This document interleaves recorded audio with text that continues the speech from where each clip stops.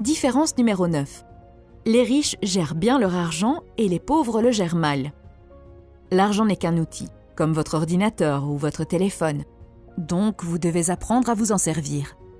Nous passons de nombreuses heures à apprendre comment utiliser un ordinateur. Mais lorsqu'il s'agit d'argent, les gens ignorent ce simple fait et ne veulent pas prendre un livre pour apprendre comment fonctionne l'argent et comment le gérer. Pour moi, c'est insensé, car nous travaillons de 9h à 17h chaque semaine pour cet argent. Mais quand il s'agit d'apprendre à le gérer, beaucoup de gens échouent.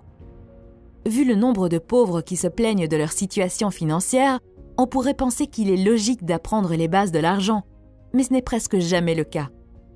Les riches ne sont pas plus intelligents que les pauvres, ils ont simplement des habitudes différentes et plus favorables à l'argent. Pour maîtriser l'argent, vous devez le gérer. Dire « je commencerai à gérer mon argent dès que j'en aurai », c'est comme une personne en surpoids qui dit « je commencerai à faire de l'exercice et à suivre un régime dès que j'aurai perdu 5 kilos ». Commencez d'abord par gérer correctement l'argent que vous avez, puis vous aurez plus d'argent à gérer. Si votre fils ne sait même pas manier et entretenir son vélo, lui achèteriez-vous une voiture ? Bien sûr que non. La même logique s'applique à l'univers et à vous. L'univers dit « tant que vous n'aurez pas montré que vous pouvez gérer ce que vous avez, vous n'en aurez pas plus ». L'auteur dit même que si vous empruntez de l'argent pour vivre, vous devez apprendre à gérer cet argent. Le plus important est d'exercer les muscles de la gestion de l'argent pour que cela devienne une habitude. Il est très important de commencer par créer l'habitude.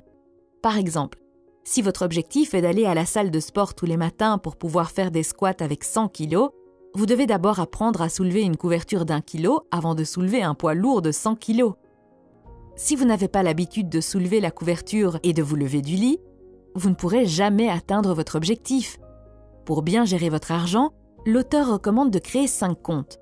Le compte d'investissement, le compte de loisirs, le compte d'éducation, le compte de dons et le compte de dépenses. Vous devez placer 10% de votre revenu après impôt sur votre compte d'investissement. C'est le compte qui va créer l'oie qui pond des œufs d'or. Ecker recommande également de mettre un montant égal, 10% sur votre compte de loisirs.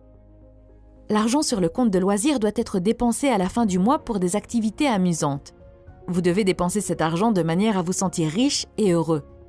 Si vous continuez à épargner, la partie de vous qui cherche à vous amuser finira par saboter vos autres comptes.